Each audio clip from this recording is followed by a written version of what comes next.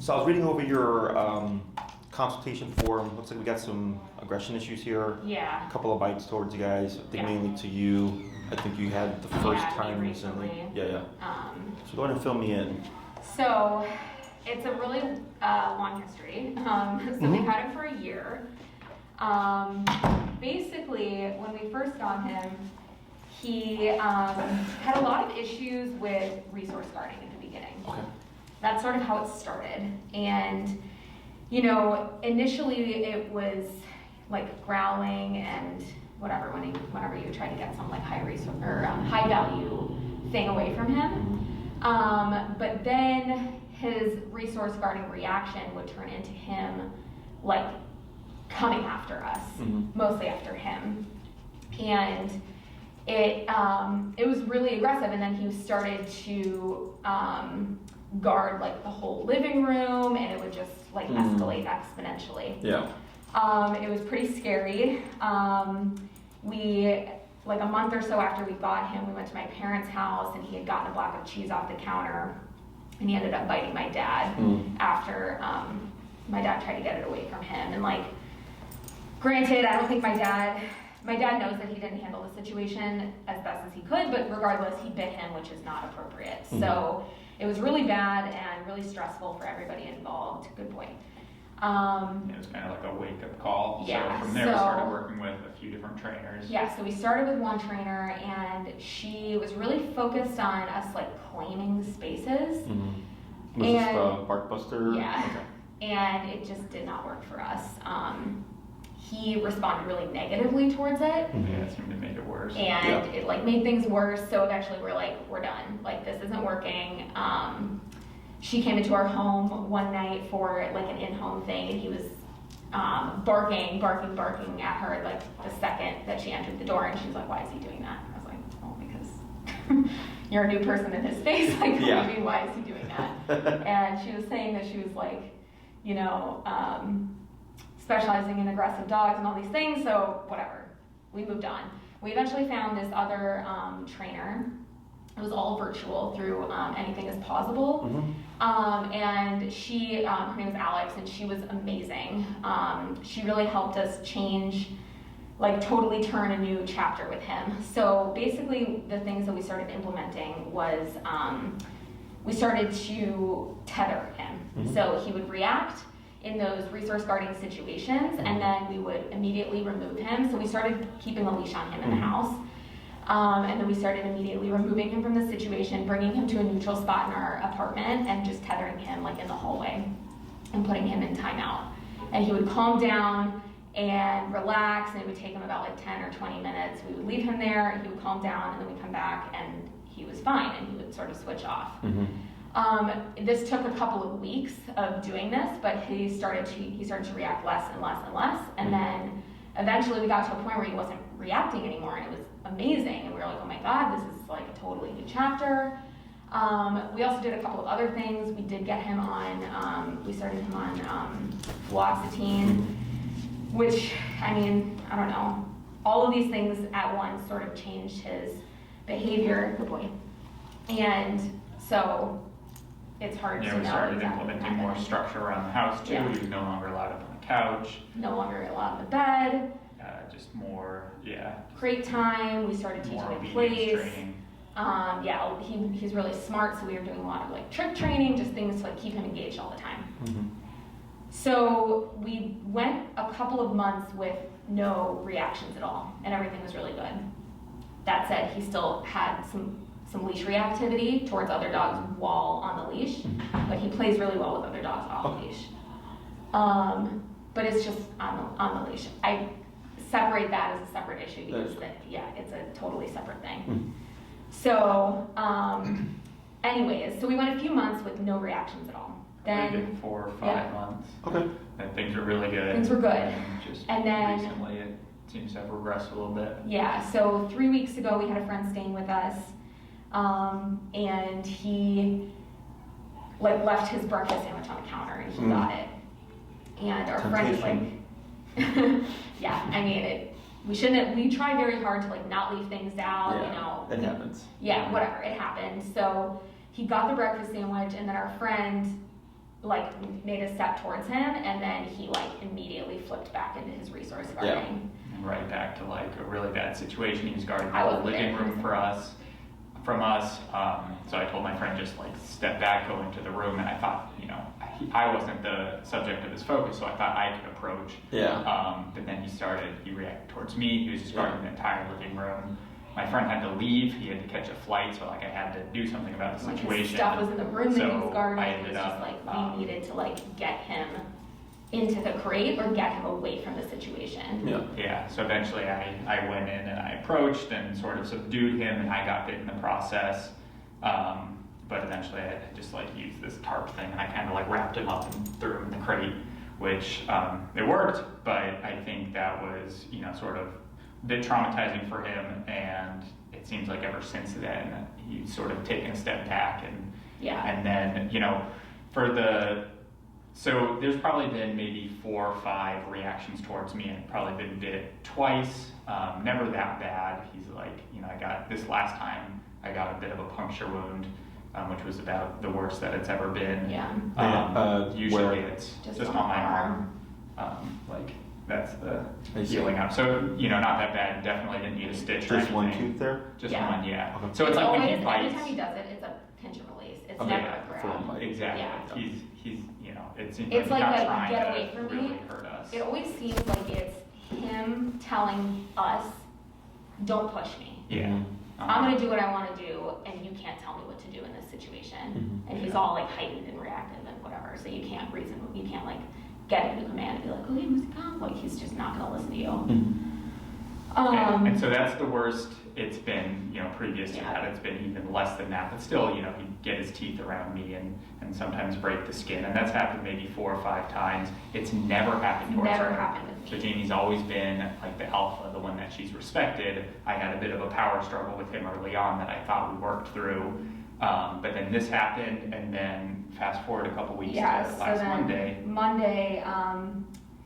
So our routine is, so I'm a resident, I work super long hours, I wake up super early. Mhm. Typically I wake up at like 5 and I'm out the door by 5:30, and then he sleeps in and gets up with him because he works from home. So Mhm. he's home with him all day.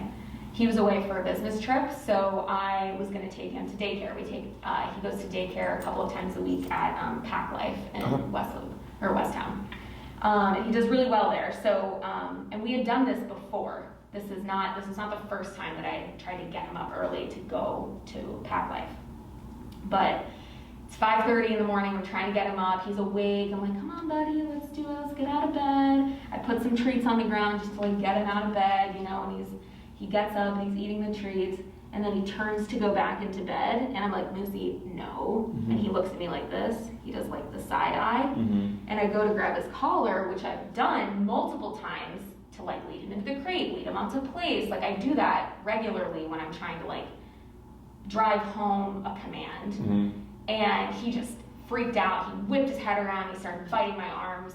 Apparently bit my leg too, I didn't even notice until I saw the bruises. No But- punctures again, just like bruises Yeah, no or punctures, scratches? just, yeah. So I've got like, I mean, they're all healing now, but I see, yeah. just a couple of bruises here and there on my hands too. But it was super traumatic, and I was like really thrown for a loop because he'd never done that to me before. In that same context with treats? Or was that a different, is that a new Well, thing? that was like, I mean, it seemed new to me because, I mean, I guess it's not new because the root of it was I'm trying to get him to do something and he doesn't want to do it, Mhm. which was get out of bed and leave the house to Mhm. go to daycare. And he just wanted to go back to sleep, but that wasn't an option because I had to go to work. I mean, there was no alternative. I couldn't have left him home. Mhm. We don't leave him home out of the crate. He's always crated when he's home alone, and I wasn't going to leave him home alone crated for 15 hours. So, I mean, I had to get him out. Again, it was the same situation where it's like, we have to do something.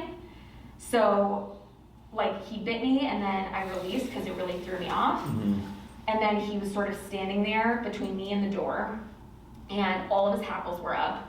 And I was like, I know he's gonna bite me again, but I have to, again, like I have to do something. Mhm. So I go back again and I grab his collar and I kind of like use my forearm to kind of like get him down on the ground Mhm. and kind of like choked up a little bit on his collar. Mhm. Thank God he had his collar on. And then he like submitted and he like stopped and calmed down. Okay. And he let me lead him into the kitchen, let me put his harness on, let me put the leash on, let me lead him down the stairs, let me pick him up and put him into the car. Mhm. And then I dropped him off at daycare and he stayed there and he was boarded there for a couple of nights actually. Okay. Yeah, so So- obviously, like, it's not okay that he shows aggression towards any of us, but Jamie was always like, that We was were always kind like- of the saving grace, is that she at If least he ever had. Kind of like the Like, one person you don't have to worry about. Like, Exactly, Yeah. and so now this threw us both for a loop, that was always like, Like we in our minds, almost like kind of the last straw, like, Yeah. if he ever turned against her, so now that's why we're here, we just need better tools, like in these situations where something has to be done, Mhm. we need the tools to work with him and avoid these Yeah. reactions. And Okay. I've always been interested in using an e-collar, but I've always been, I mean, just with his aggression and stuff, I've just been hesitant to see, like, I want to make sure that I'm using it right. I want to make sure that I'm doing him a service, and I want to make sure that we are, like, in the root of it, that we are able to be the leaders, and we're able to say, like, you're in the crate, it's time to go in the crate. And he can't just be there, like, I don't want to go in, and then put up a fight whenever we're, like, trying to get him in. Mhm. And then our whole lives are derailed because we can't get him in the crate, we can't leave him out. So we have to, And like, Frank can't catch a flight. exactly, you know, I can't go Yeah. to work, like, what am I supposed to do? So, Okay. Anything anyway. else? He's also reacted towards my mom once. We stayed at my parents' house for a couple of days. Okay. So we've kind of boiled down his situation now in these like reaction situations where he'll do it towards new people that are in his space for a prolonged period of time. Okay. So like if we have somebody in our circle for like a night or two, it's not a problem. But if it's like a week, He starts to get agitated. he starts to get It seems, agitated. yeah, it's almost like he thinks that they're now part of the pack, so he needs to start asserting needs his to, like, dominance. tell them Because he just, I mean, it all seems like a power struggle for him. He pushes the boundaries. Yeah. He wants He's to pushing. be in control. Okay. He doesn't respect authority. Yeah. But that being said, I do want to say he is a very obedient dog. Like out and Yeah. about on walks, he's very obedient. Unless We can he's- take him into Target. Yeah, It's he's really compliments good in all the public. time. Like, All the people- time. Every single day we take him on walks. We're like, oh my god, he's such a good He's so obedient dog." calm. If you only so, knew. Like, if you exactly. knew, literally. Exactly. So it's really the home situation is what's Yeah. the problem. And of course that's But he's smart. He knows how to behave. Just doesn't It want seems to. like he's just a bit of a prince, a bit of a bully. Sure. Yeah, that's a good term. Is bully. Yeah, for sure. And I'm sorry. How old is he? He's 2.5. So you got him in a year and a half. Yeah. And, And we then- don't know about his history. When's the first time you had confrontation with him? Oh, When you got must him. have been like Well, so a couple of weeks after we got him. Right? Okay, so relatively like right away. Yeah. Like right away, yeah. Okay. So you would say within at least the first month of getting him, you had, Yeah, for sure. Okay. So all that stuff is good information. Not, I mean, at least for me, and I might be biased because this is just what I do, but not up the norm. Definitely have a bully. Yeah. And actually just had another case. They had the dog for 5 years, and then a year ago, the dog bit them, I think bit the husband for the first time. Oh, wow. And then since that incident to now, there was 6 bites. wow. And then we had the consult, and then 2 days later, the dog bit like the wife. My You know, God. so and I told them in the consultation, I was like, this sucks because what happened was they were moving. They gave the dog some kind of those flippy like height Yeah. treat things, Uh-huh.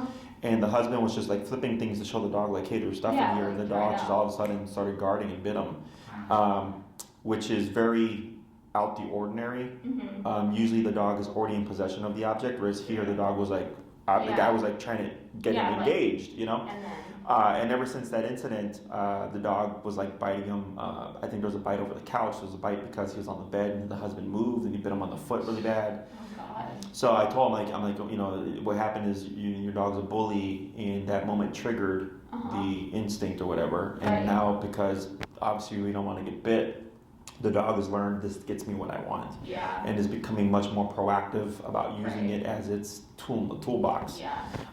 Which leads me to in your situation where it's like we never thought, like where you guys never thought it would happen with you, Yeah. but that's what happens with bullies is Yeah. they get a false confidence. Yeah. So it's like it works, and then one day the person that we think is a safe space, so to speak, Yeah. is now also Yeah. vulnerable. Yeah, and that's Right. that's really what we're hoping you can give to us, because like Yeah.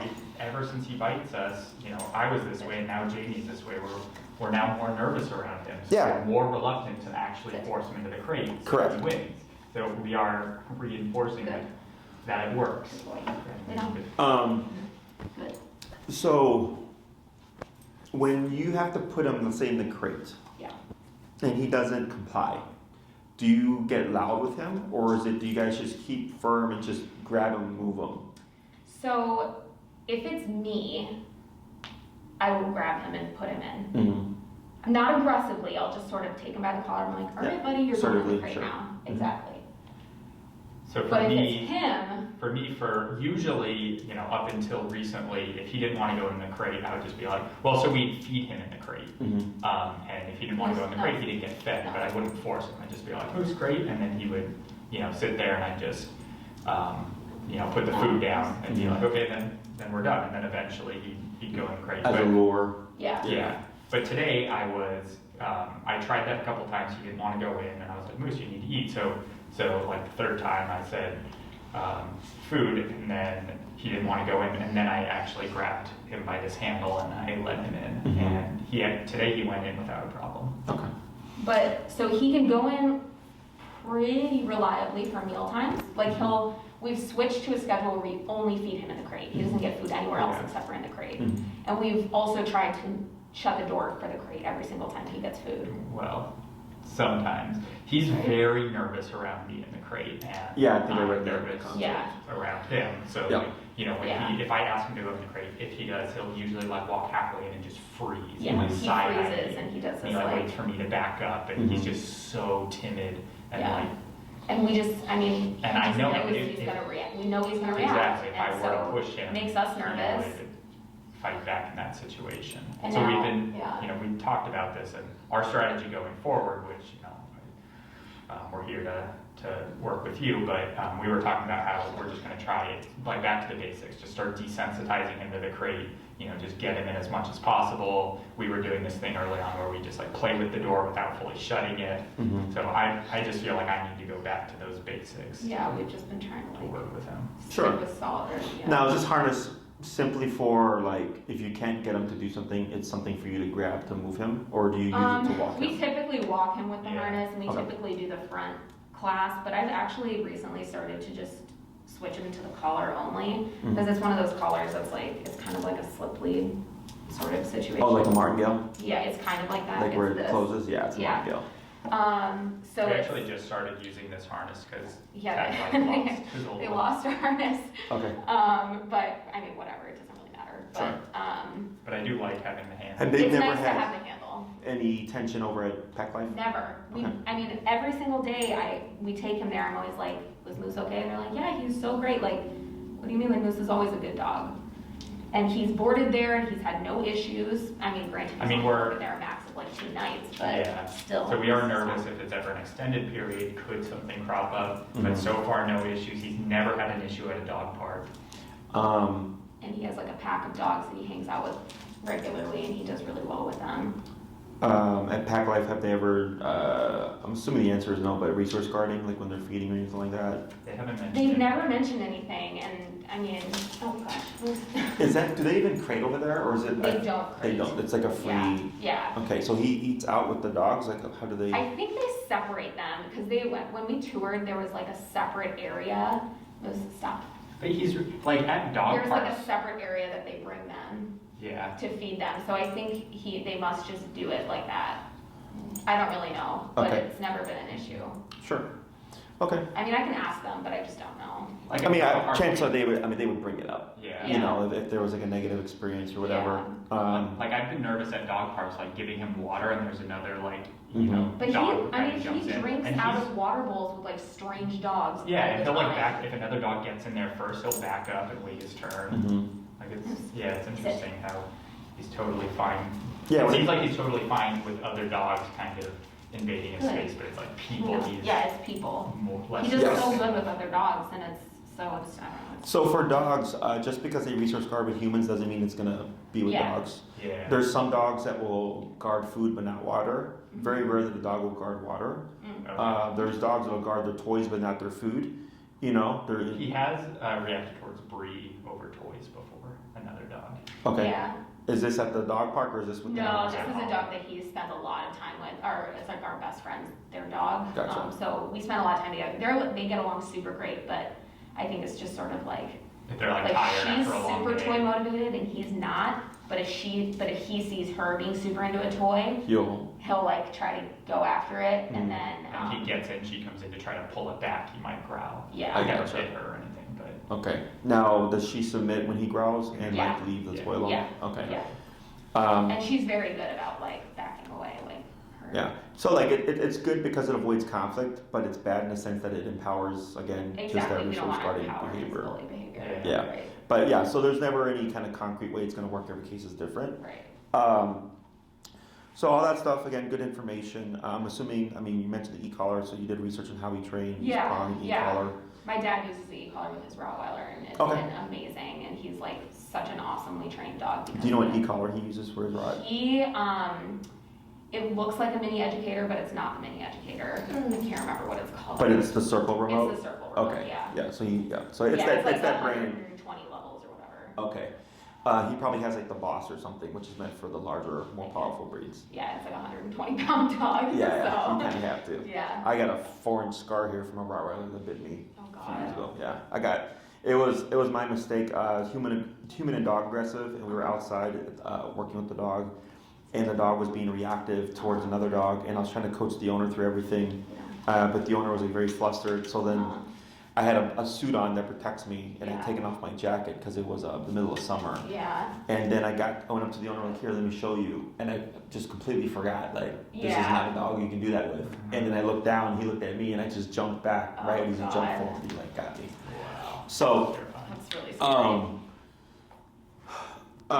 I do want to add one other thing. So when we were in the height of him reacting at him and like guarding the room and all of that stuff, and we were doing the tethering, they did have this one moment that I think was like a big breakthrough moment. No, stop. He's like super needy. They had this breakthrough moment. So Avi used to ride motorcycles, and he has like a motorcycle jacket that's super padded. And one day he was reacting towards Avi, and Avi the whole time was like, for like weeks, he was like, I feel like I just need to like show him who's boss and like take him down. And so one day he just put on his motorcycle jacket when he was like reacting towards him, and he did that, and he like, I don't know, like kind of, what did you like pin him to the ground or something? Yeah, I mean, so leading up to there, you know, Jamie really wanted to never push him, just be like, no, we need to come from a place of only positivity. So every time that happened, I would back off. And then one time she was gone, I was like, Because Alex told us like, oh, like to, don't back off because it's gonna make him, it's gonna empower him further, which was fine, but it's still scary as hell when he's like coming at you, you know? So yeah, so I put on my motorcycle jacket, he was guarding, and I just went in there, he jumped, and I like put my arm out, he bit my arm, and then I just grabbed him and shoved him to the ground, and I just held him there and let him calm down. Just kind of showed him I'm bigger and stronger than you. And that plus, you know, he was recently put on the fluoxetine, plus we recently started the more structure. Plus we were getting all out of those- the house with daycare. It was like All all those these things combined, like that was the turning point. Like after that, it was like 4 months before he had another reaction. Yeah. Sure. So anyway, that's the one. Which makes sense to me. Yeah. So when we're dealing with behavioral stuff, you know, I'm not against positive reinforcement. It is a great tool. But when we're dealing with behaviors like these things that we want to stop, positive reinforcement is not good for stuff you want to stop. Agreed. Positive reinforcement is for stuff you want to see again, right? So if you say sit and he sits and you give him a treat, like because you want to see it again. If he's resource guarding, you don't want to see that again. We need to stop and deter that behavior. So that's where reverses come into play, aka e-collar, prong collar, the pin down, right? Yeah. All those things that are seen as an aversive. Yeah. Okay? Moose. So what I'm going to have you do here is, if you pull up on his collar and then with your hand push down his hind collar, his hind quarters, but don't tell him sit and then don't use food or praise. Okay?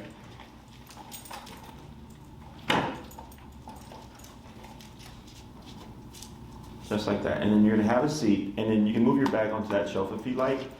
And then, so he gets up here, you're going to pull up, you're going to push down his hind quarters. Yep.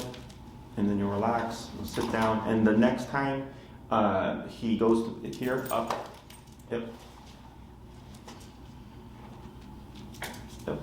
Relax. Good. All right, it's gonna be a little annoying. You're gonna keep repeating this. Now, if you take his hindquarters and you rotate it so it's towards you, you should be able to keep seated so that when you don't have to stand up every time to push him down. Does that make sense? Yeah. Like that. Very good. Good. And then up. Yep. Good. Now this next time he gets up, I'm gonna have you keep seated. Just pull him in. Yep. And then reel in the butt with your hand. Like that. And just press down like that. Okay? And then again. It's probably gonna happen 100 times. Is aversives are healthy. He's actually using it towards you, right? He's using a bite, which Right. we see it as, well, that sucks, and that's, it can get hurt. This is a dog bite here. Yeah, I saw Okay, that photo. this is a dog that didn't want to go in a kennel, Yeah. so I can relate. Yeah. And everything is fine. Dog still comes to daycare and boarding and all that stuff. We haven't had an issue since. And this was just because he had never been in a kennel before and he freaked out. And it was a Great Dane, so there's no way to avoid that. Yeah. But aversives are healthy, and it's how we establish hierarchy. Okay. And then rotate the hindquarters. There you go. Yeah. Good. Just like that. And dogs are physical animals. Like, dogs don't use positive reinforcement with each other. Yeah. They simply correct what they don't want. Right. So I'm sure he's never come up to you guys, well, hey, great job, like, leave me alone while I chew on this bone, right? It's not a thing. But in the human world, of course, it's a thing. It's the most popular thing because it makes people feel good to think you could use treats, rewards, and positivity to fix a problem like this, right? And no one wants to hurt their dog. Right. And it's not about hurting the dog, it's about Yeah. like corrections, and corrections, dogs are physical creatures. Right. They need physical corrections. We just want to make sure that the correction that we're using doesn't escalate the issue Yeah. where we have conflict. So like pinning the dog down would create conflict. It also puts you in a vulnerable position. Because if I'm pinning him down, now my face is here, I know. and the dog can get to you. Yeah. Right? Here, if he keeps whining like that, you're going to pull up. Yep, just like that. Rotate him over to you, and then down the butt. There you go. Very good. So a couple of things that I've been seeing here that also just empower him, just so that you're aware, is like he was kind of pushing in, and our instinct is to pet and reward. That's bully. Yeah. Okay, because he's telling you, I'm bored, give me affection, right? Give me something, give me a treat, whatever. Right now, Yeah, right, he does is that shit all the time. So what we're doing here, without any words, is just telling him, this is what we're doing, okay? And it's not about sit. What do you think we're trying to get him to do? Calm down. Yeah, relax, right? Yeah. Like right now, we're passive energy. We're not doing anything. There's no dogs here. There's not much going on, right? Yeah. His brain wants to move. So this is partially overstimulation, super common. Yeah. Overstimulation, for the most part, comes from a lack of boundaries. Not to say you haven't established boundaries, but boundaries that he understands. Yeah. Boundaries that are reinforced through physicality, right? So like when, what's the dog's name? Bree? Yeah, Bree. Bree? When he growled, she backed off, right? That is a boundary. If you come next to me, well, I have this object. Something might happen. I'm going to warn you with this, right? So it's the threat of physicality. Yeah, don't pet. And then pull away. Yep. Very good. Is with everything that you're doing, there's been a couple of moments of physicality, but mainly it's been just kind of working around the problem, which is why it's not really gone anywhere. Does that make sense? Because if he tried to do that with one of my dogs would just bite him right back, and it would be a scuffle. Yeah. And either they fight to the death and one dog lives and one dog dies, which I've had happen to clients. Like, I've walked into homes with dead dogs. Oh my God, that's so horrible. And people don't think that way, because in our world that's wrong. Yeah. But dogs aren't humans. If a dog thinks they need to eliminate the other animal or other being in order to get what they want, they will. They're not governed by our laws. Yeah. Does that make sense? So when we come into training, it's kind of that mentality of like, I will go as far as I need to resolve the issue, and that's how we make progress. Because the dog goes, okay, well, I can't win with you, right? And we do this through the e-collar tool. Question? No, I'm just. Okay. Yeah. So it's a battle, right? Yeah. But because he's used to always getting his way. Yeah. And what we're doing here is technically using physicality to a minimal degree. Yeah. Okay. So the reason, and the more you do this during this, consult, the longer he should start going into a resting state, because his brain is activating, and you're going, nope, nope, Yeah. Nope, right? But when we use words, and that's why I said don't say sit or anything like that, because it's not about sit. It's about just relax, dude. Yeah. Right? If you say sit, he would have to be like this the entire time. Yeah. This is just telling him, put your butt down. I don't care what you do, but you're not going to get up and wander. You're not going to push into us. You're not going to demand attention. If you want to lay down, that's fine. If this becomes too much, I pull him back up and I sit him down to reset the brain again, because it's making it harder for him because he's really got to dial in and focus. Okay? Questions on any of that stuff? So right now, So right here, like you can pull him towards you. You pull up. Yeah, pull, and then up on your leash. Yep, up. Till we stand. Yep. Standing. Up, and down in the hindquarters. Very good, and then just like that. Okay. Yep. Good. The reason why we do that is because when he's laying down, like he looks like he's passive, but right. Can I take over? I feel like he keeps looking at me as if I'm gonna help him, so maybe if he sees that I'm gonna do the same thing. Sure. Yep. And the main thing is no words, no praise. Okay? Okay. Because it's an expectation. I expect the dog to just be a good dog and relax, right? But we would have to give direction. If I start talking to him, we start to create energy. No, stop it. Quiet, sit. Right? You hear the energy start to escalate, which was partially why earlier when I asked if he doesn't go in the kennel, do you get loud? We usually don't. And the only reason why we don't is because of the Pull him in and pull up. Yep. because of the like the fear, honestly. Sure, Like, yeah. that he's gonna react. It's because as a human, our inclination is usually to repeat and get louder, which can create a feedback loop, and it creates more tension with the dog. So I was just trying to kind of figure out, pull him in, and then rotate the butt. There you go. To see if maybe that was potentially why things were escalating. Okay? So, and that's fine if he does this, we'll just ignore him. So, when it comes to resource guarding, the pro is it's one of the more easier things to address because we can predict it. Yeah. We can be proactive, right? So dogs are what I call on or off. There was a video that went viral a year or two ago on TikTok where it was like a gate that was opening and closing, and there was I think there were two Malinois, and when the gate closed, they were fighting each other, and when it opened, they would stop fighting, and when it closed, they would fight. Did you see that? Mm-hmm. So that's my explanation of on or off, right? Yeah. When the fence closed, it created a boundary. Sit them down. Boundary aggression, and then when it opened, there's no boundary. So dogs let it go, and then it closed, and then it would reset, right? And it was just like literally like this on and off switch. Yep, rotate them.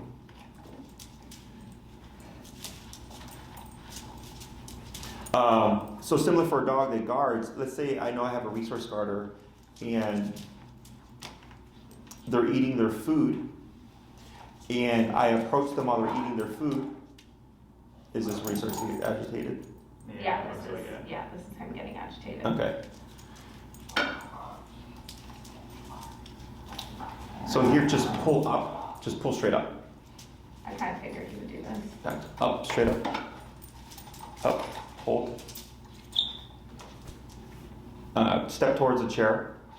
Yep, keep, step right in front of it. Keep straight up. More.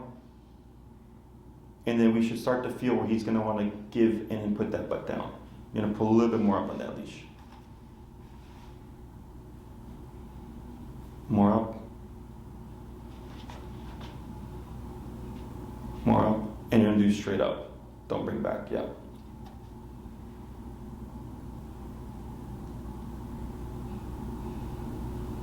Going to relax your leash. Going to relax it. Yep. Have a seat.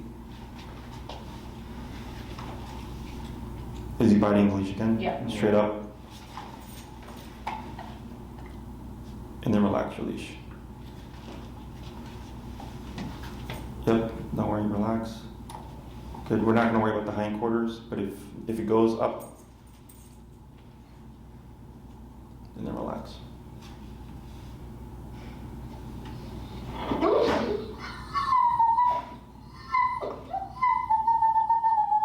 How often does he do this to you? Not that often, but It's usually it's if only, we're like having a conversation with somebody else and he wants attention. Sure. Or if he needs to go out, that's how he'll let us know with that like high pitched whining. But yeah, it seems to be when we're, like he'll be super chill and then I'll start a work meeting and then he'll get into this mode. Okay. So here, the only reason I'm not having you push with the hindquarters is because if that's like his, where he starts to load, I don't want to push it and create a situation for you. You can pull up straight up on your leash again. Yep. There we go, almost. Looked like he was going to give it to us. Yeah. Now relax, and then you can have a seat. And if you choke up on your leash, you should be able to pull up without, and then being able to create some kind of discomfort without actually having to get up. Okay? So the reason why we go up is one of two things. There we go. Is up de-escalates the brain. Mm-hmm. Okay? Now you can also look at it as it cuts off airflow, right? Mm-hmm.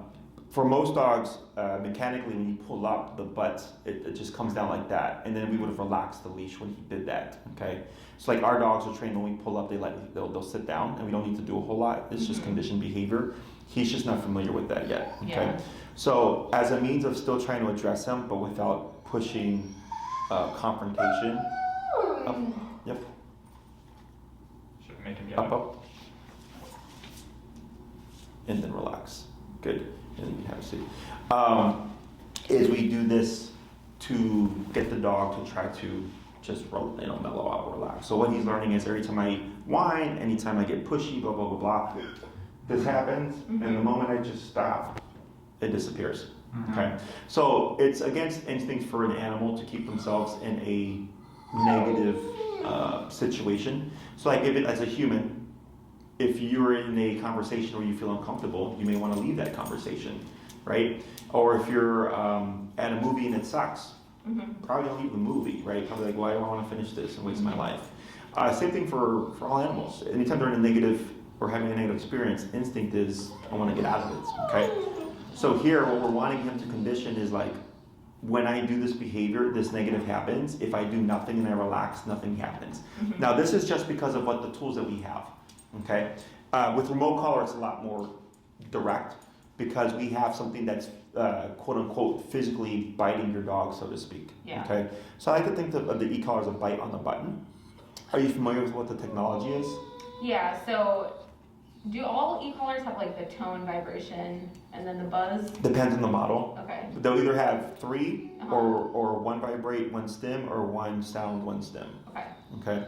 Yeah. Do you know what the stim actually is? It's like a little like a pinch, right? Sort of, kind of? Yeah, it's a muscle contraction. Oh, So okay. are you familiar with the TENS unit? Yeah. Okay, so it's a miniaturized TENS unit. Uh-huh. Okay, people think that it's like electricity. They Yeah. think it's electrocution, which I tell them is incorrect.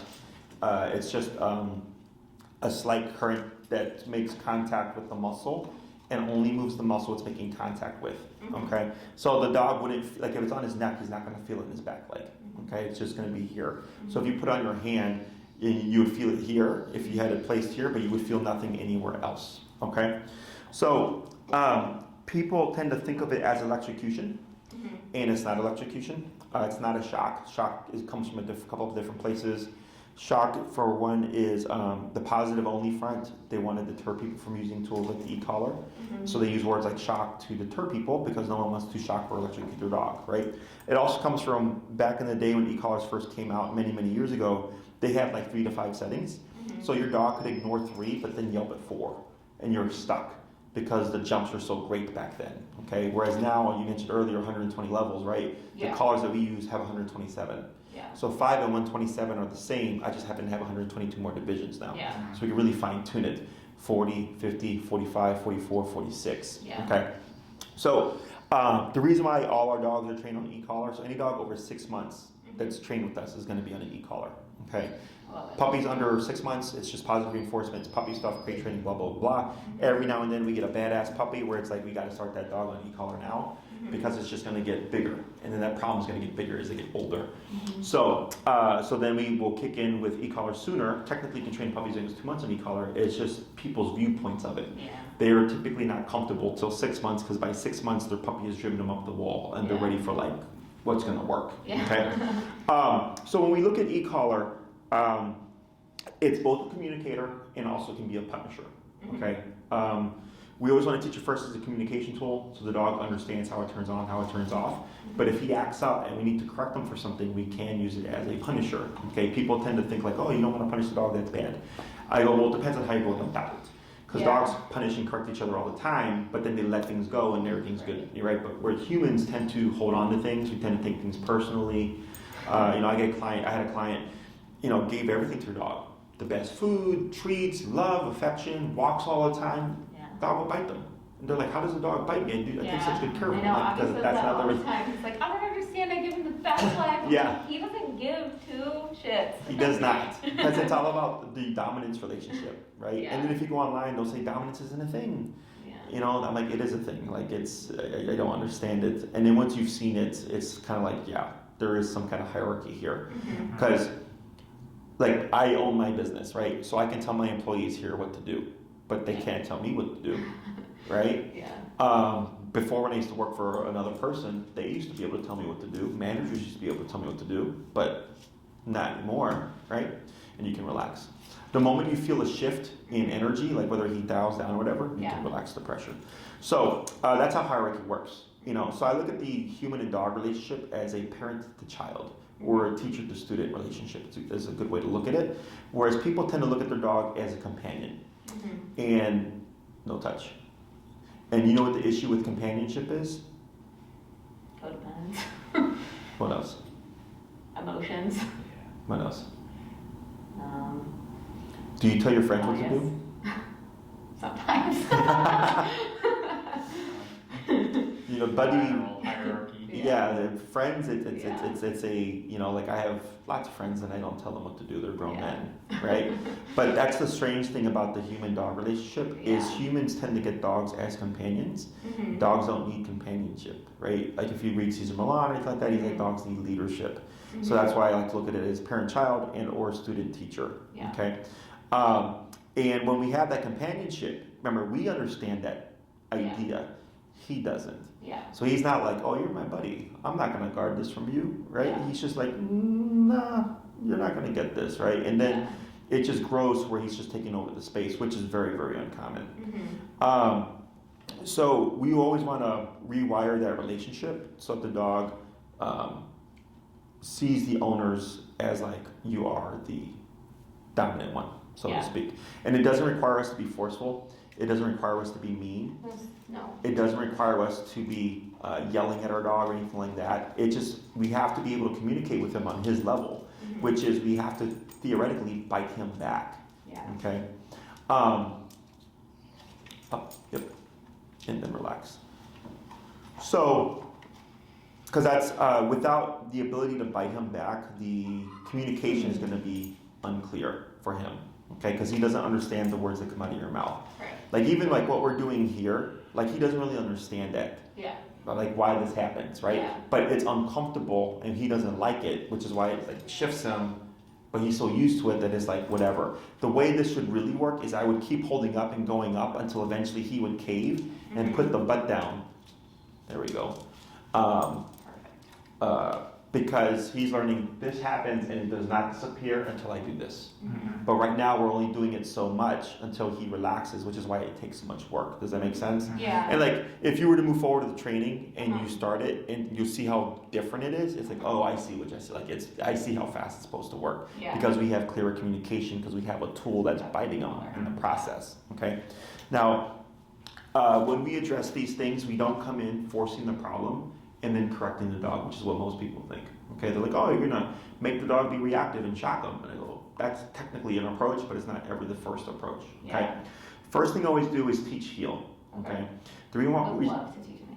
the reason why heal is so important is because most people walk their dogs 3 times a day, 7 days a week in the city of Chicago. So that's 3 times a day, 7 days a week. You get to practice this routine structure. Okay, it's non-confrontational, so it allows us to correct them for things without any kind of conflict, without any kind of like, oh, he's triggered. Now let's use the e-collar, right? We want to teach him outside of the problem.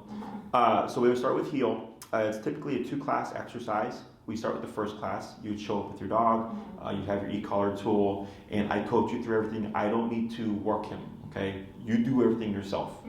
So it's hands-on for the owner. If there's any issues, I work you through them. If I see anything, I might tell you, like, we're going to avoid this for this week because I don't like the way he was reacting. We want to make sure he's got a good association. And I don't mean good like he sees it positively. I mean that he understands it well. Sure. Okay. Yeah. So then the second class, you come back, you let me know the pros. This is the progress that we made. Reactivity. We saw very little reactivity, and there was plenty of opportunities for it. So I go, great, we made progress there. You might find, hey, he's becoming more responsive in the home now. When we tell him to go to his kennel, because now he's getting an understanding of consequence. Okay. So like even you see that though, like even when you're just using it for a heel, like So the reason why that happens, like the client I just came from, had that same thing happen. Now her dog is a much easier case. Okay, every case is different, but the way I would explain it is, I was raised old school. I was spanked. When my mom used to tell me don't do that, it was just don't do that. Okay, but then I got spanked for the first time. Now don't do that has a totally different connotation. Does that make sense? Yeah. It's the same thing for the dog. Yeah. You've had a couple of instances of physicality, but you had human physicality. We need dog physicality. Yeah. So I'm not against it. I'm just not a fan of it, pinning dogs down. Yeah. Because most people tend to do it incorrectly. It also puts you at a great disadvantage should the dog decide to trigger and then bite. Okay, because usually your face is going to be right there. Right. Dogs do pin each other down. I had a client that told me their dog, they were at the dog park, they have a Great Dane, and a little dog was yapping at her, and she barked and jumped on the dog, right? But dogs, like, it's all about presence as opposed to physical force, and people tend to do physical force. Yeah. Okay, so in all the situations that we've had to do it, it's been like, this feels like our only option. Correct, and I understand it, right? It's if you have to, you have to. So I'm not like scolding. Yeah. It's just you want to be mindful because unfortunately it does put you at a disadvantage. Yeah. Okay. But you gotta do what you gotta do sometimes, right? So so with the e-collar, when you're pressing that button, you're nipping and biting him, so to speak. Okay. And what we're doing is we're teaching them expectations. We're teaching them standards, like you have to walk here and only here. You can't drift over there. You can't go over there. You can't smell that. You can't pee on that. You can't do that. You're biting them for everything, right? Outside of the problem that you're having. Yeah. So then he's like, shit, man. He's like, now they're talking my language. Is it can flip the psychology where the dog's like, okay, I got to start thinking about what I do now. And it's very rare. Maybe it's happened a couple times in like a 12-year career where the e-collar would help resolve resource guarding. Because as you said earlier, resource guarding and reactivity are two separate things, right? Similar, leash walking and reactivity are two separate things, but it depends on the personality type. If the dog is super soft, I had a dog, we did one class of e-collar, 180 on everything. Wow. It was the easiest case, right? Yeah. And the owner was like, oh my God, this is so great. I'm like, you're lucky. Yeah. Up on your leash. Yep. I was like, you're lucky because you just happen to have a personality type that just needed to have his butt spanked that one or two times and just flip the psychology. Okay. Very rare that happens. So what we're doing with the e-collar, the first two classes with the healing stuff, is when we want to see what does that resolve. What does discipline and consistent structural discipline on the walk, pull him in and then up on the leash, what does that resolve? Do we see any changes in his behavior? Does he become more compliant in the home and we're not having to argue with him, right? Or maybe you see no changes. And if you see no changes, not a big deal. It just means that approach didn't work, right? By the third class, we would be jumping into the behavioral stuff, okay? The resource guarding would be a class in itself. We would have to layer a collar over the things that you need him to do, like going in the kennel, the whole him feeling uncomfortable with you. You can correct that.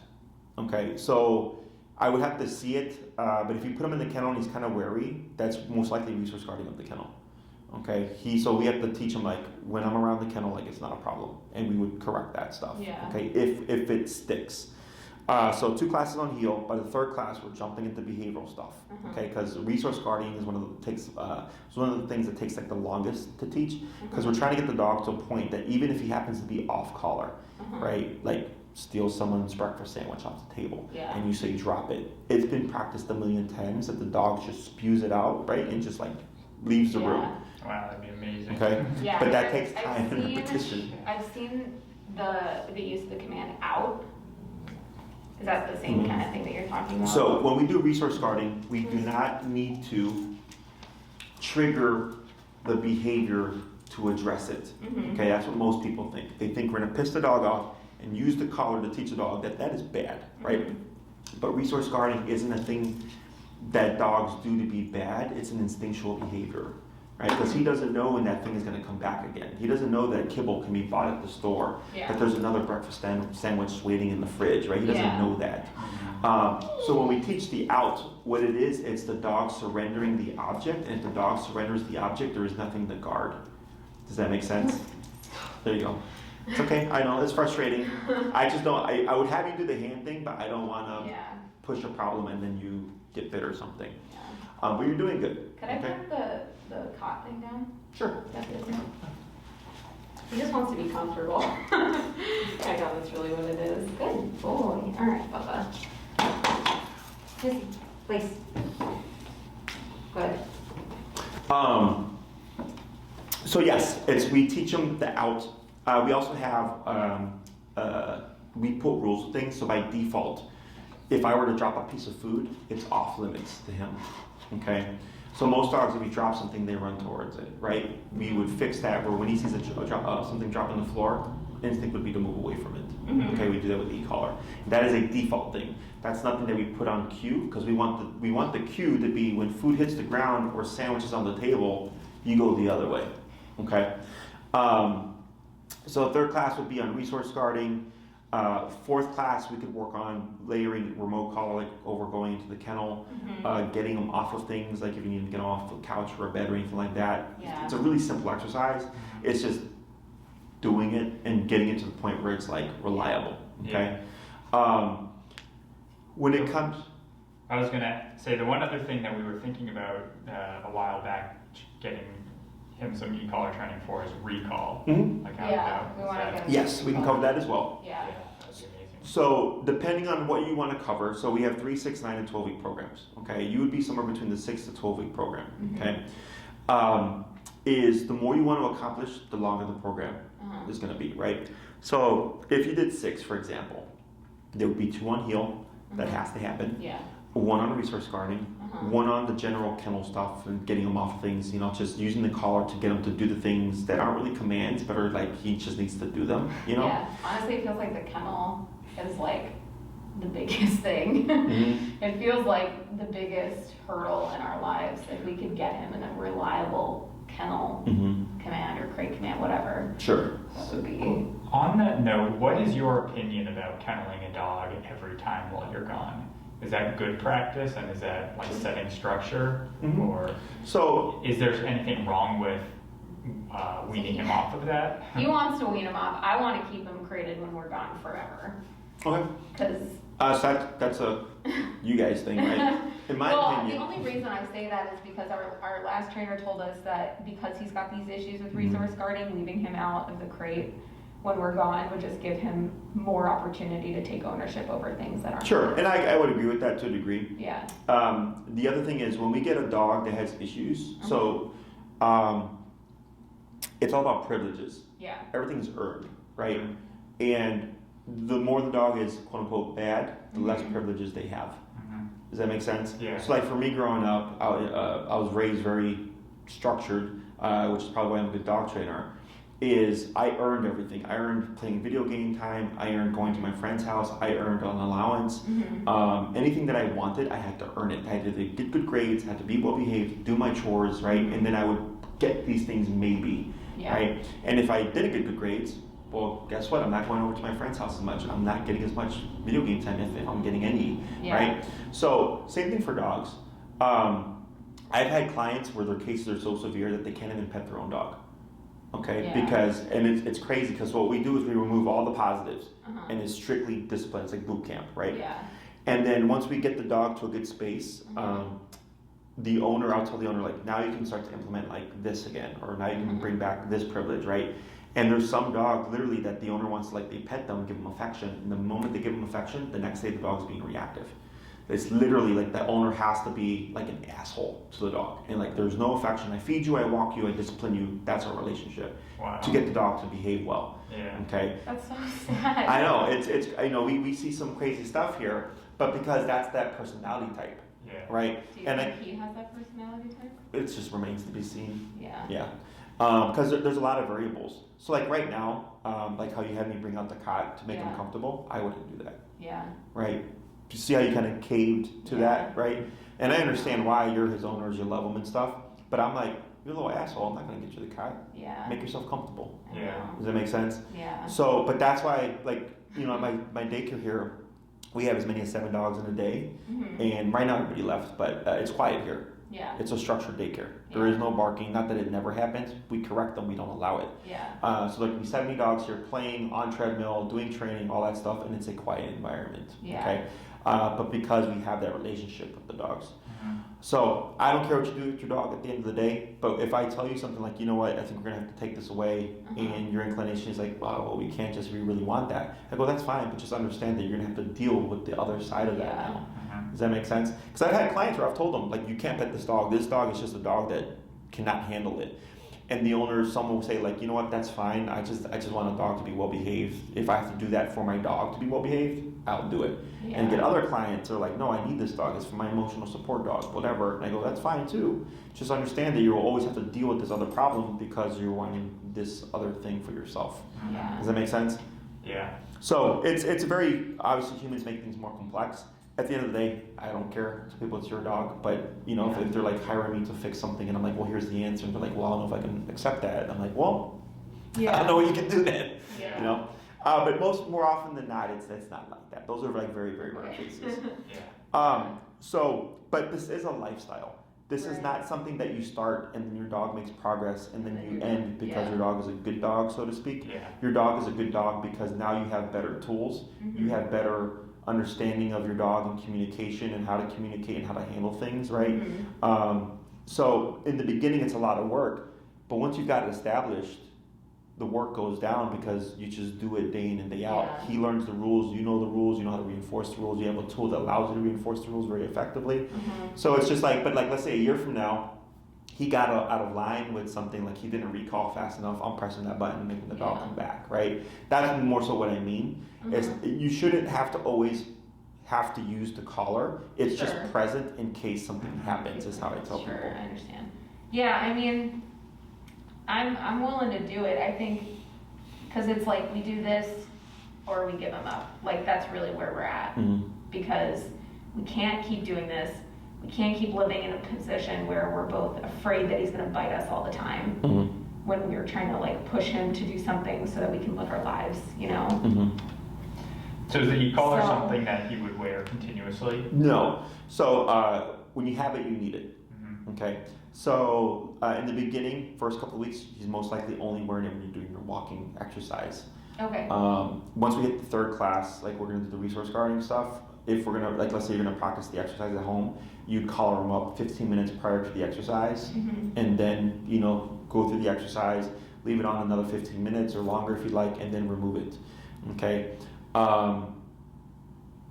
The tricky part is, again, at least with the resource guarding stuff, getting the command to be effective even without the collar. So, easiest way to explain this would be, do you guys drive? Do you go on the expressway?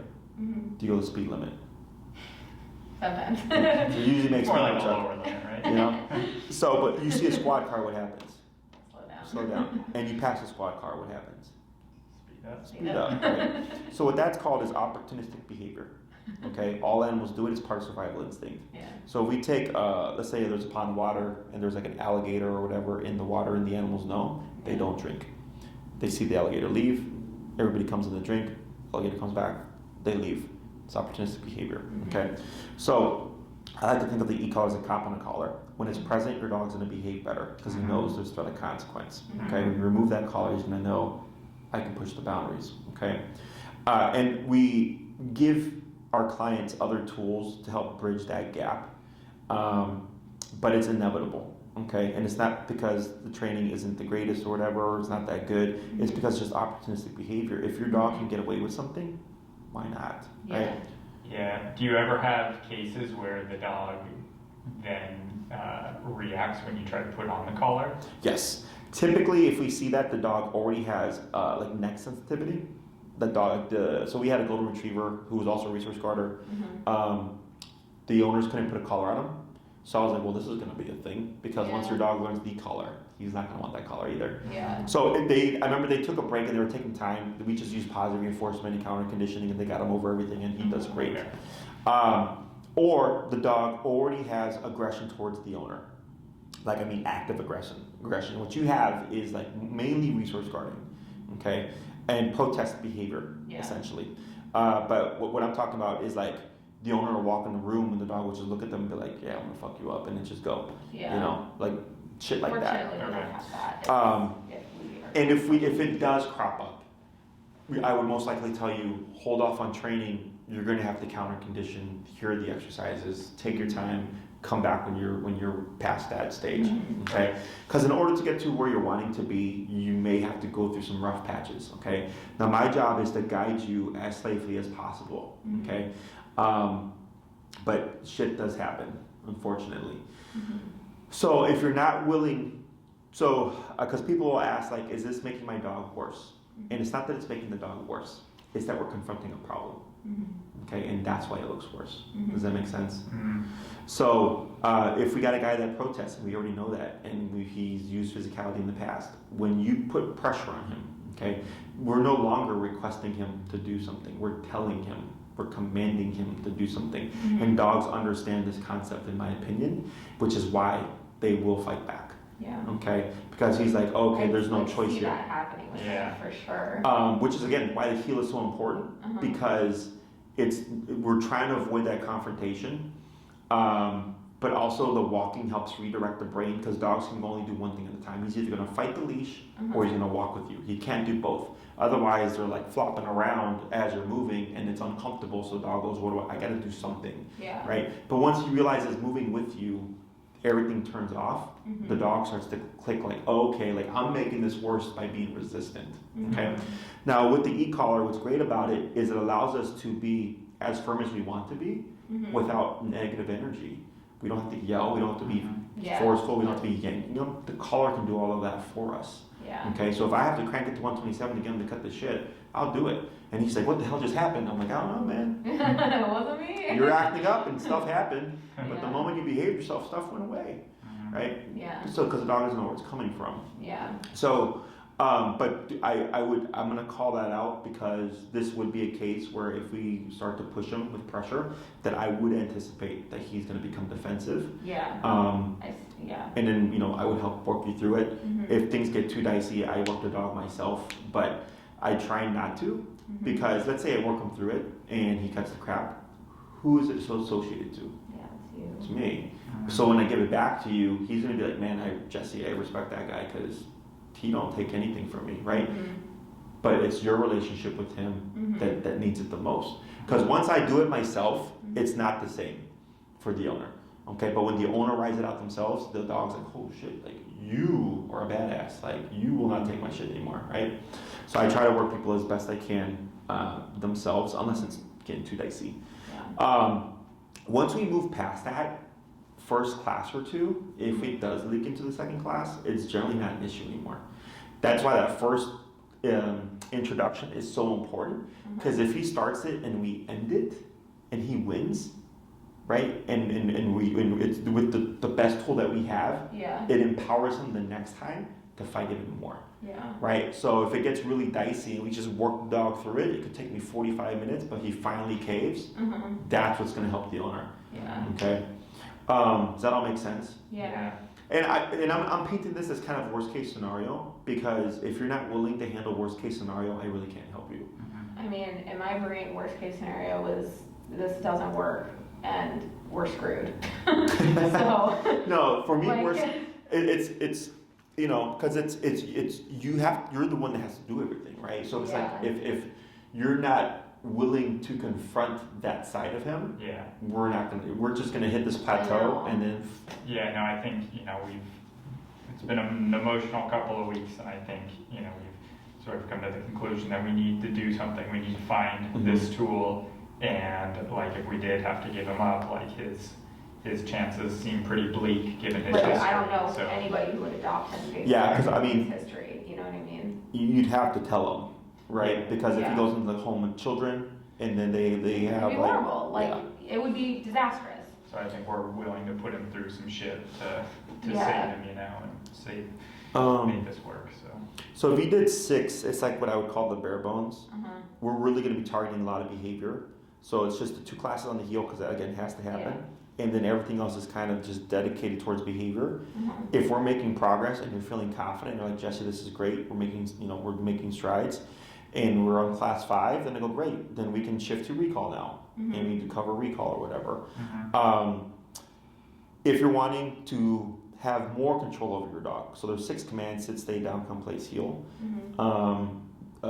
Typically, recall and leash walking are the 2 most important. Mhm. Stationary control, like place command, is also nice because if you go to a restaurant, you want to bring them along. You can tell them, hey, go to your bed, and you won't move for the hour, 2 hours that you're there Mhm. without any whining, without any bickering, none of that nonsense that he was doing earlier. Mhm. Sitting down are kind of superficial to me because place does everything, and Yeah. it's much easier to teach. So then if you wanted to get more control over him, then like 9 classes Uh-huh. would be advisable. And also gives us a bigger window regarding the behavior, Uh-huh. because so obedience is straightforward. I know what I can get done in a period of time. As long as the owner does her homework and follows through, I can get it done. Mhm. Behavior, however, is always the variable. How comfortable is the owner with the exercise? How well did the owner understand the exercise? How often is the owner practicing the exercise, right? Resource guarding is not a command that you can practice regularly, Yeah. because what you're most likely going to see is he's going to become distrustful and not want anything to do with treats because Yeah. we're putting rules on them. So then he's like, well, this ain't as fun anymore because now there's rules around and consequences around treats, right? Yeah. His dog's interest in it starts to dip. And then we got to build it back up again and all that stuff, okay? Which is just part of the process. If you did 12 is like you want a very well-trained dog and you also want to get the behavioral stuff done, okay? I wouldn't put him on a behavior program, which is the really expensive one. Mhm. If you looked online, it's like, I think like $5,000 or something. Mhm. That is like meant for like the legit, like these dogs are aggressive. And it's so expensive because, I'm glad you put that category. in my opinion, right? And everybody's welcome I to really it. I'll thought take you the would. money. But it's a lifetime program Uh-huh. in the sense that I come in. It's usually 12 to 16 classes. Uh-huh. We address the behavior. We get the dog off leash trained, Uh-huh. and then if anything pops up in the future, dog regresses or someone stepped on his tail and all of a sudden he's like acting like a weirdo. Mhm. You call us up and like, hey Jesse, he's regressed a bit. Can you come back? And I come take a look. I'm like, 2 or 3 classes. You don't pay extra money because it's part of that program. If that makes sense. So 99% of the time, dogs just go on the obedience programs. They still cover behavior, but it's nothing that I would deem like this dog absolutely needs to be like on a lifetime program type of thing. Yeah. And the difference is once if you do 9 classes and you use your 9 classes, if you decide to come back for a tune-up or refresher, you would just pay for the class. Okay. I think the classes are one-on-one. Correct. Okay. Yeah, we don't do group classes, at least not now. Yeah. Because can you imagine working with 5 resource guarders? That'd be horrible. So, A couple of them might learn that way. Not all of them. with the guarding of the living room and stuff, how like that's kind of just extending, right? That should go away with the stuff that we're gonna do because it's once he's triggered, he's just extending. Yeah, it's kind of like he flips into these like into this like blind rage, Yeah. and it's just all bets are off and sort of. Yeah, it's interesting when he's reacting at another dog, like he's barking out the window at a dog, Mhm. and then we tell him to stop. It's like he's trying to fight his like internal demons. Yeah, he you starts see him like kind of thrashing doing his like head, this, trying and to then like he'll, like, snap shake it himself off. out of it, but then he'll get locked back in. Mhm. We yell at him, and he's like, we'll be like, "It's we'll just send you this interesting," and then place. eventually he'll And like usually break out of it. listen. And with It's like and an internal struggle. even if you did the 6 classes, we would cover reactivity. Yeah. Yeah. Okay, because it's simply don't do that. Great. Yeah. Resource guarding is more in depth because we need to teach them to disengage from something and to surrender it. Whereas barking out the window is just don't bark out the window. Like I don't care what you do, but just don't bark out the window. Yeah, So. I mean it's like those little like nuisance behaviors. Like he used to do like counter surfing. He doesn't do that anymore. He used to try to get in the trash. He doesn't do that anymore. He used to try to eat the dirt out of the pots. He doesn't really do that anymore. He'll listen when we're like just no. Barking out the window. He does it like maybe once a day for like 2 seconds, and then we can call him off of it. But I mean it's really like these big. Yeah, like sit, stay down. He does know those. He knows like a million tricks, like whatever, but so it's all we just need to feel safe. We need to trust him. When he's triggered, when he's triggered, all bets are off. Like yeah, he's just on a different mode. So no, I mean this definitely sounds good. So I guess in your opinion of everything we've told you about him, like you've probably seen plenty of dogs like this. Mm-hmm. You typically does it correct and there's good tools and the dogs can be like the biggest managed. The only times that we don't like make success, so to speak, is the owner. It's more often than not the problem. Yeah. Because they don't want to go where we need them to go. Yeah. You know, or they're not doing the homework, or they're just reverse to the collar. Like they want to, but then it's like they just don't like the concept of the remote, whatever. Yeah. And I'm like, oh well, I mean, this is not on me because you're just not doing the homework. Only other variable would be if we're dealing with a very extreme case, and maybe the owner is willing to do everything. They're not retaining the concepts well, because we all take information differently and stuff. It is very simple, but there's just some people that don't have the cognitive ability to like handle that extreme of a case and do what we're doing. Yeah, that sounds super stressful and really overwhelming. It's super rare. The cognitive ability to do that. Yeah, it's super rare. Everything that we do is common sense and logic. Once you understand it, you're gonna be like, oh wow, this makes a lot of sense. This is easy. Yeah. Then it's just rinse and repeat. Yeah. Okay. So something I always tell everybody is I can only take you as far as you're willing to go. Sure. Okay.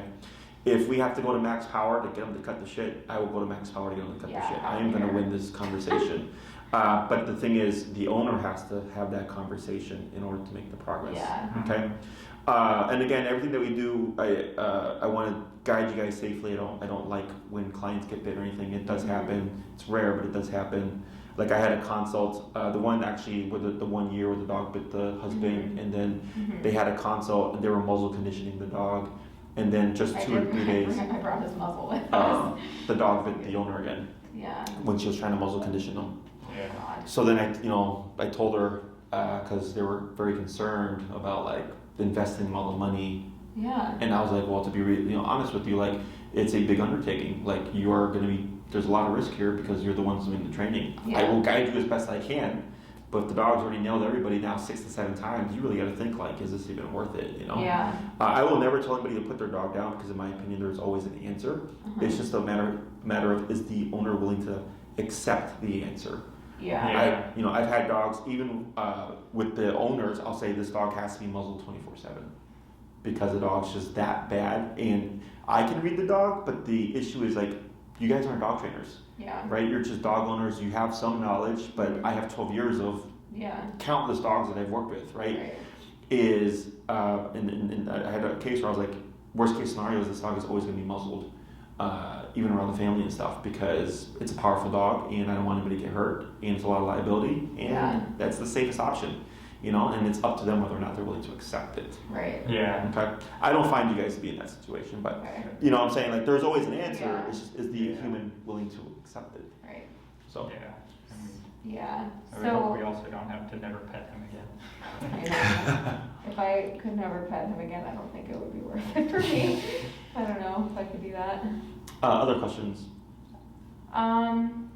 What do you, so for the like boarding and daycare and stuff, do you, it's like after a certain number of classes that you would allow them to do that, or how does that work? So daycare can start at any point. You just have to do an evaluation. Okay.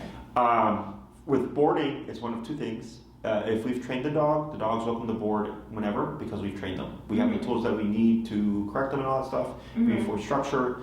Anything I teach you, we would do here. Yeah.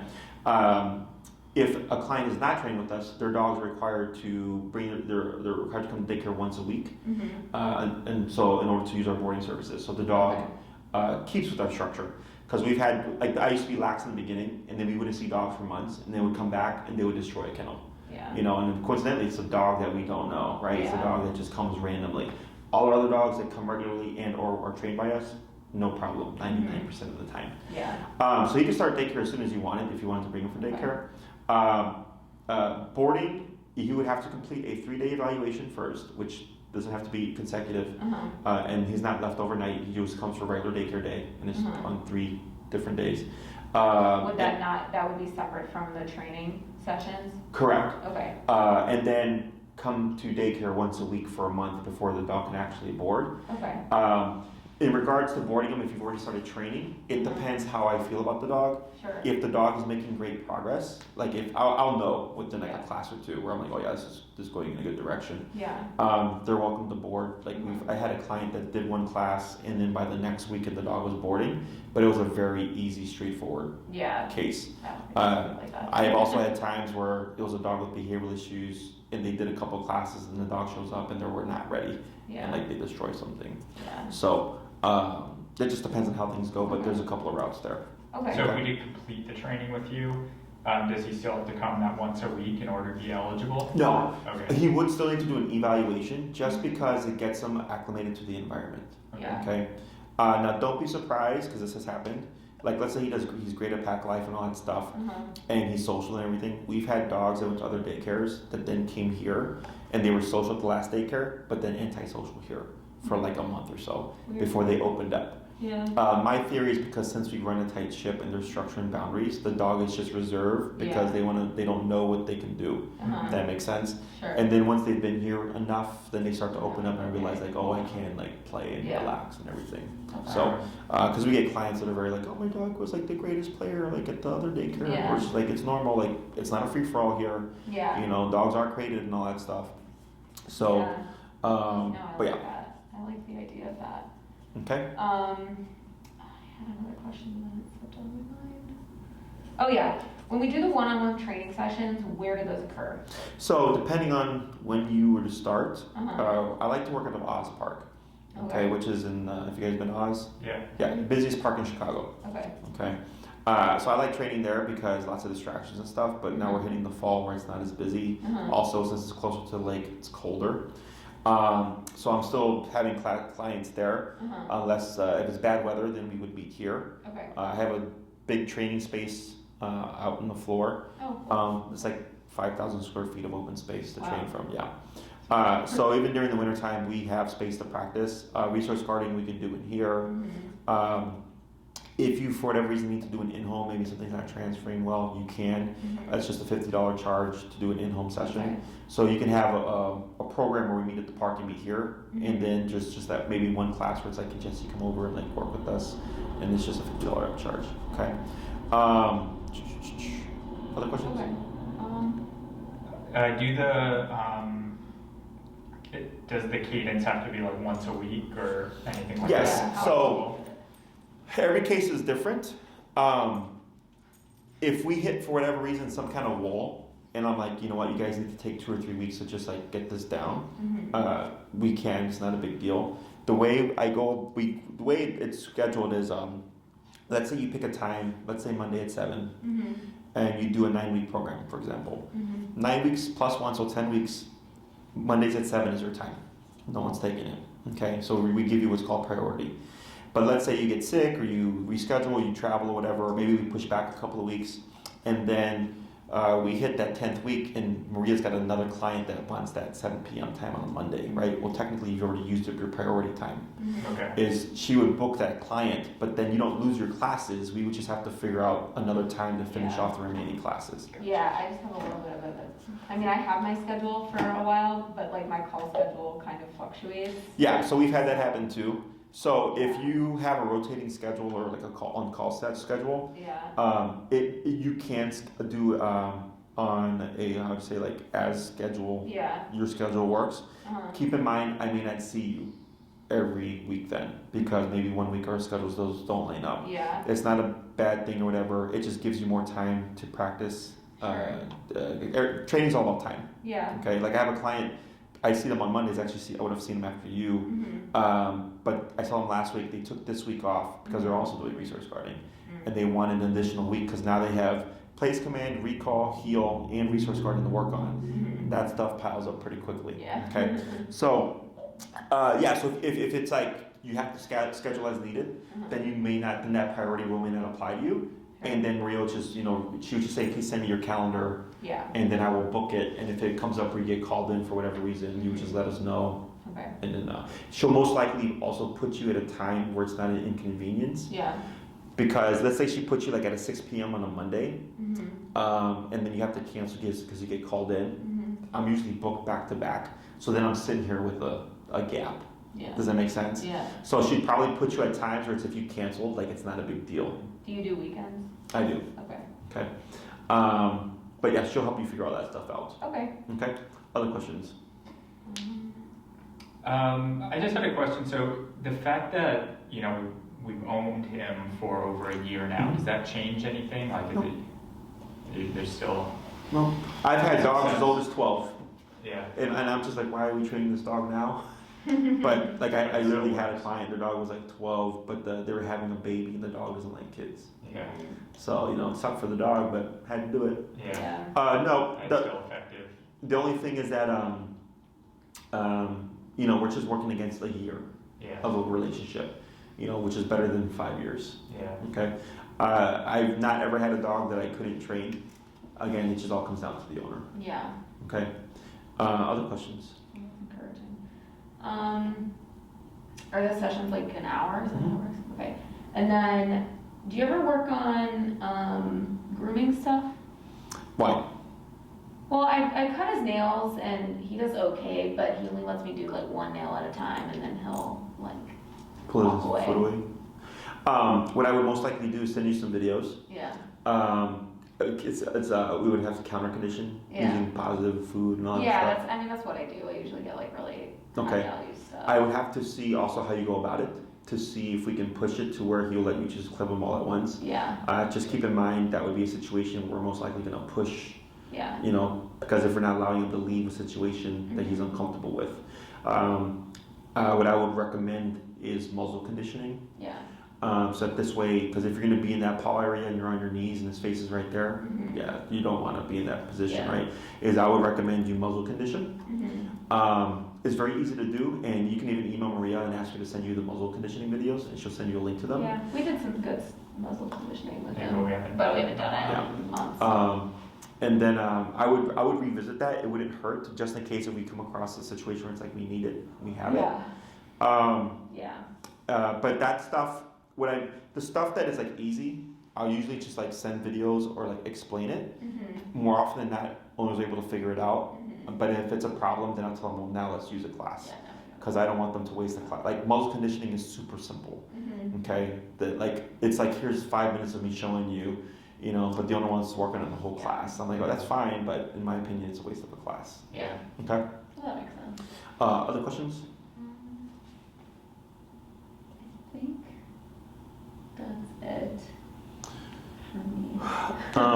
Last thing would be I'd probably put you like around 9 classes. Yeah. Okay, it's a nice little buffer. It gives us a window to get the recall down. So even if the behavior takes more than we expected, we'll have at least covered heal and recall, which are the 2 most important commands. And then everything will of course be the behavioral stuff. Okay. Okay.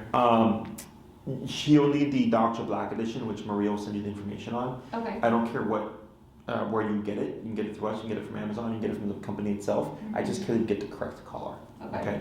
It's meant for a 70-pound dog and over. That's perfectly safe to use on him. What is he, like 50, 60? Yeah, he's like, 60. 60?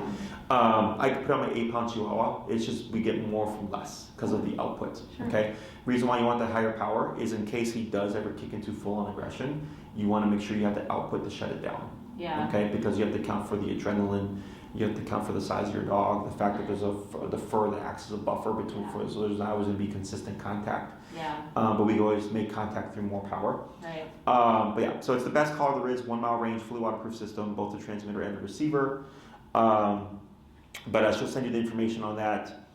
Okay. And then pretty much it. Yeah. Did you watch any of our videos? I watched some of them, yeah. Okay, did you watch like Lake or Luna or Birdie? I watched Birdie. Okay, Yeah. yeah. Have you seen any? No. I would recommend it. Just to give you an idea, Birdie was also a very straightforward case. Yeah. They came from Austin. They went through a few trainers, whatever, and that was like a one class thing, kind of. Aside from the dog was very territorial with the home, so that took a couple of classes. Yeah. But it helps you see the training. We used to have all our videos publicly available because I wanted people to see our methods and stuff, and we used to get emails from people that are like, your videos helped me train my dog. I was like, awesome. But then we got someone on TikTok who doesn't like how we train. Oh, no. But what happened was their followers started leaving us 1-star reviews. Oh, So I was like, really? Like, you guys have never fucking been here. Yeah. This is happening. Yeah. So what happens is after you're a client and everything, I have a website that I had developed where all the videos are, so all our clients have access to the videos. Okay. And it's also a resource for like clients to connect with each other for like socialization and stuff like that. It's still like in its early stages, so I think people have not utilized it to its full potential yet. Okay. But it's going to be a resource for you. So like with resource guarding, if we're having issues, I can send you a video from another client and say like, watch this video. This is what we're trying to achieve. Because it's nice to have a visual to go like, oh, that's what we're supposed to be. Trying to get at. Because it doesn't always go how we think it's going to go. Some dogs are really easy to work with. Some dogs lose interest and don't do anything. Sometimes we show up and they don't even guard or whatever, right? They don't have any interest in the toy. Then it's like, all right, well, what do we do here? Yeah. So, but we'll see what happens. Okay? Yeah. Anything else? I mean, I've got like a million questions about like, you know, like the process and all of that, like in the actual event of doing it, but you know, obviously we'll get there when we start using the e-collar and start working on it. So, yeah, I mean, as far as like other stuff that we're gonna just continue doing, you know, we're gonna continue not allowing him on the couch and not allowing him on the bed. We're continuing with crate time. We're continuing with place time. Just do what you've been doing. Yeah. Don't change anything now. Yeah.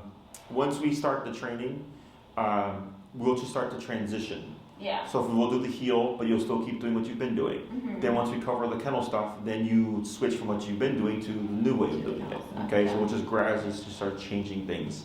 Yeah. Okay. So like right now, why shouldn't we pet him since he's like calm and sitting there? Oh, well, one, because he's a jerk. So when we pet the dog for nothing, right, you're empowering him. I make my dogs work for everything. So like if he did like really good obedience or whatever, then yes, I would say praise him, right? Absolutely.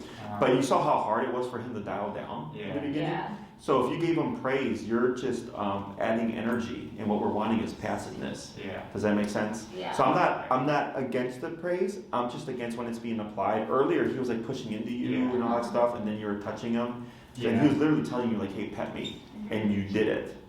That's bully. Does that make sense? We don't see it that way, but that's how it's instinctual for the dog. It's not that he's trying to like take over the world or something. It's just what dogs do. Yeah. But yeah, again, just do what you've been doing. Okay. It's not going to make anything worse. Like we're already here, right?